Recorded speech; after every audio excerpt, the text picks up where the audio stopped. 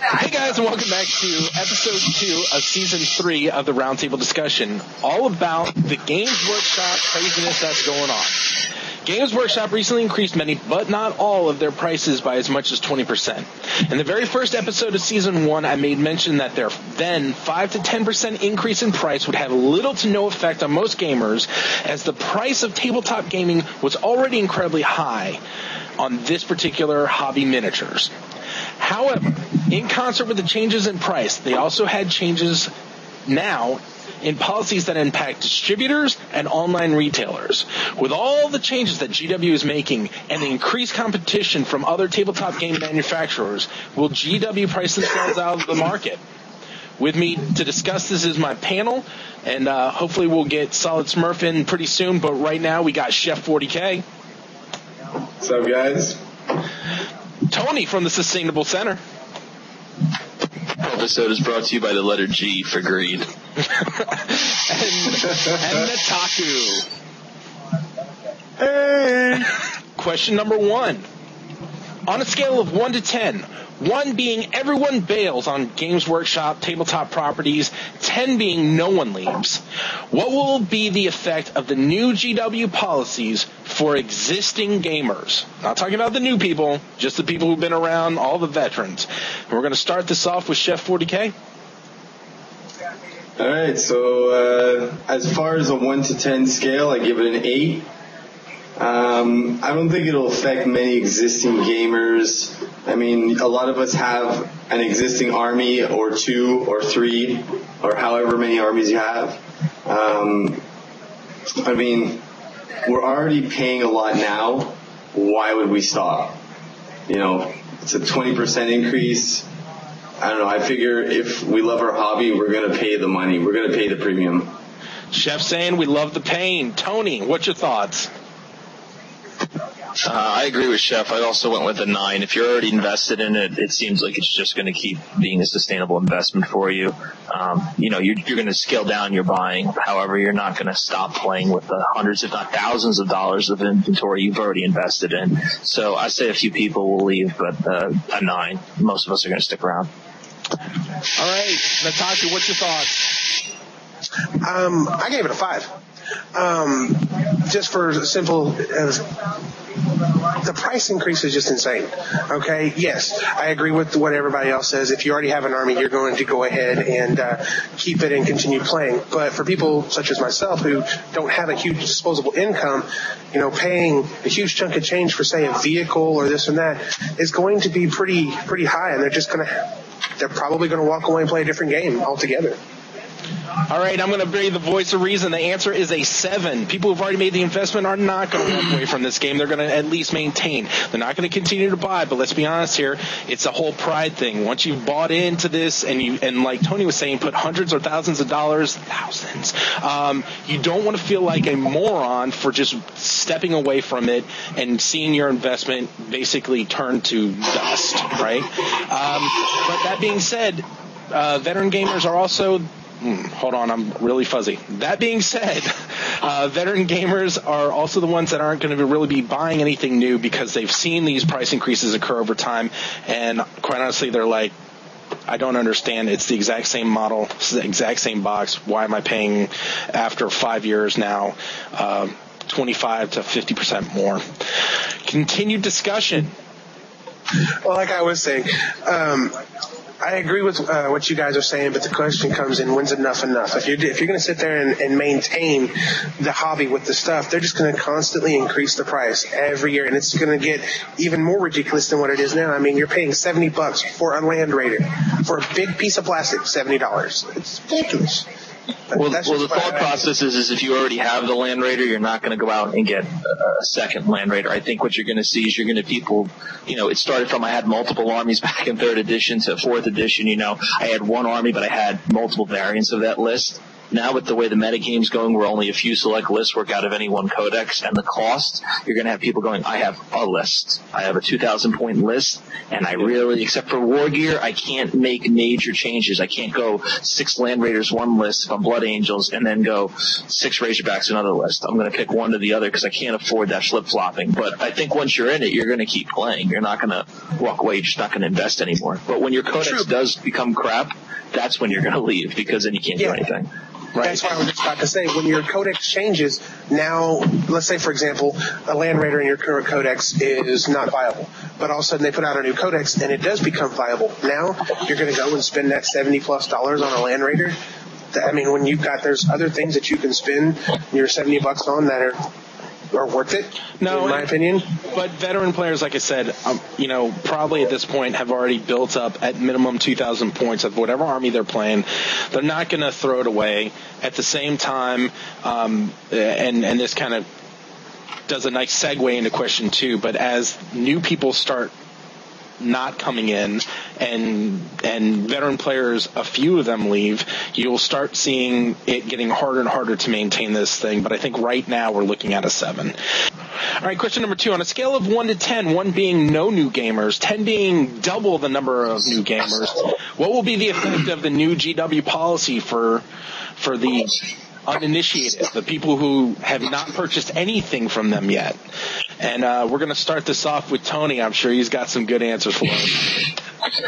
Well, I'm not going to allude too much because there's questions further down the road, but I gave it a 2. I think that the new fine casts are going to attract some people in. They do look really nice, and if metal was one of those things that annoyed you, especially if you were a new hobbyist in terms of assembling it and painting it, the new fine casts do look really nice from the pictures that I've seen. I also think that this is part of GW's strategy to internalize their sales. They've had a lot of sales through non-GW brands, your FLGSs, your discount stores. You don't really have a lot of control over your brand and your product and how it's represented there. That's why they don't allow pictures. So I think this bringing back to Games Workshop, you buying from Games Workshop, is part of a brand shift for them. So I think it will, through their marketing, add a few new people. Natakue, what's your thoughts? How do you follow up that? He took my number, so I'm going to have to change my number, and I'm going to do it. I'm going to change it to a 1, simply because the price increase is going to be way too much for most people to handle. The people that will play the game and will continue to come are the teenagers that have their own job and don't have the money to spend it on anything better. But for those younger who are using mommy and daddy's money, mommy and daddy are going to look at it and go, "You're kidding me, right?" They're not going to want to pay that much money for a piece of plastic. But for a 19, 20-year-old who's in college or whatever and has his own job and spending his money on whatever, they're not really going to care, and then they will play because they're going to look at it and go, "This is cool," and they'll play it. But I just don't think in the long run you're not going to get very many new gamers. All right, Chef, what's your thoughts? All right, well, I mean, Natakue and Tony pretty much said it all there, but I give it a 2, maybe a 3. And my reasoning, and what I have to add to what they've already said is you got a lot of video games out there right now that have the GW name behind it. Dawn of War 2, you got Space Marine, I think there's a couple others. And if anything, those will attract a few new gamers, not many, once they see the prices, but it'll attract some, I think. All right. I agree wholeheartedly with all these guys. I gave it a 2, but I have to be honest with you, even before the price hike, let's be honest, it was never above a 4. And now, as people start coming in and they realize that $150 won't even really get them an army that doesn't allow them to be completely spanked on a regular basis by all the veteran players who are still left and potentially losing out on options for competition, it's going to drive the new players away just from the high point cost. The good news, though, is that if you're a brand new player, at least you have Vassal to see what your oh, never mind. Continue discussion.